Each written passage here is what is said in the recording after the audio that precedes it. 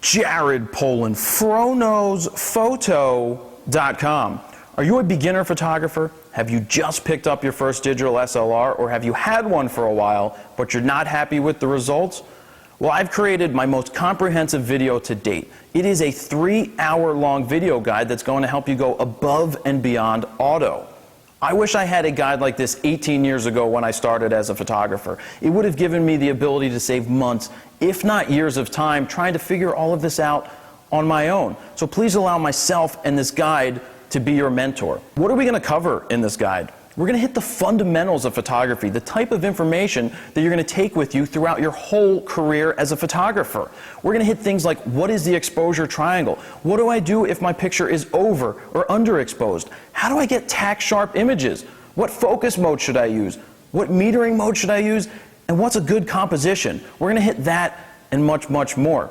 So this guide is going to give you the confidence to unlock the power of your digital SLR. It's the closest you can get to being at one of my boot camps without actually being there. So I'm not just going to sit there and tell you how to do things, I'm actually going to demonstrate it. You get to follow me on 4 photo shoots. You get to be there as my assistant pretty much when I make mistakes, but then I figure out what I did wrong and explain to you what I did and show you how I made the corrections. So if you would like to pick up this guide today, you can download it below. It's a digital download.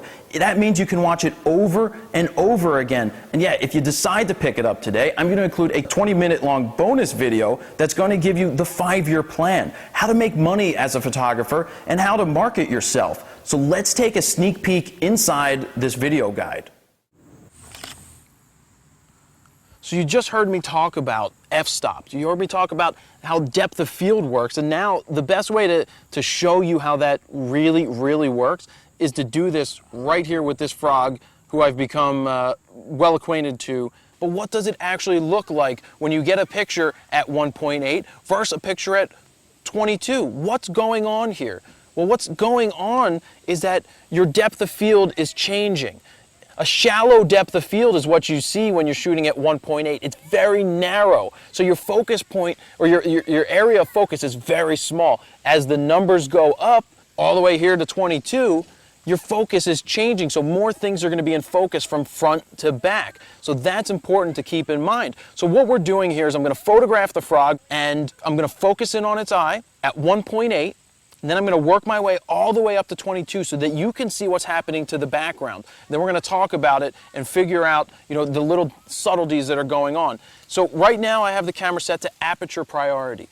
But aperture priority means that I am setting my aperture. I'm picking where I want it. And the camera is then going to select the shutter speed for a proper exposure. Let's shoot at 1.8. So I'm at 1.8 right now. I'm focused in on the frog's eye. Boom. That's 1.8. Let's take it to f2.8. There, she's a nice smile. Now I'm making sure, I almost did this here. I'm going to shoot it. There I cut her finger off and I saw it. So that's why I didn't shoot it initially. But now I'm recomposing. Boom. I'm making sure that I have her finger in there. And I do. So that is really sharp. You can see in the pictures that the background is nice and blown out. When we talk about blown out, it's compressed. So that's the point of using a piece of glass like this.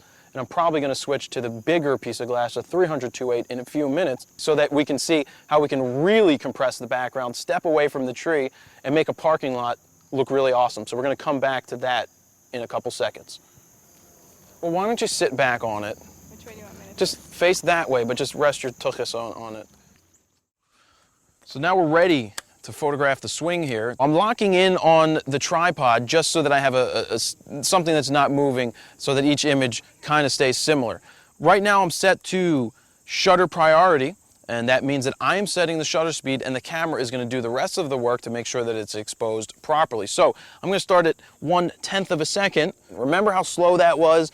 You could hear the sound of how slow that was when we were testing and letting you hear the different shutter speeds. Now let's see what happens when we move the swing and shoot it at 1/10 of a second. So I'm going to try to capture the swing at the very bottom. Boom. And as we look at the swing, you can see that it's kind of hard to see because it's actually blurring. It's blurring because the shutter is moving really slow and there is some motion to the swing. So we have to think, what do we need to do to freeze that swing that is moving? Let's try something a little faster, like 1/60th of a second.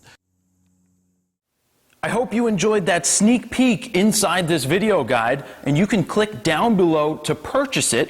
And don't forget, if you pick it up now, I will give you a 20-minute long bonus video that is packed full of amazing information. So thank you guys.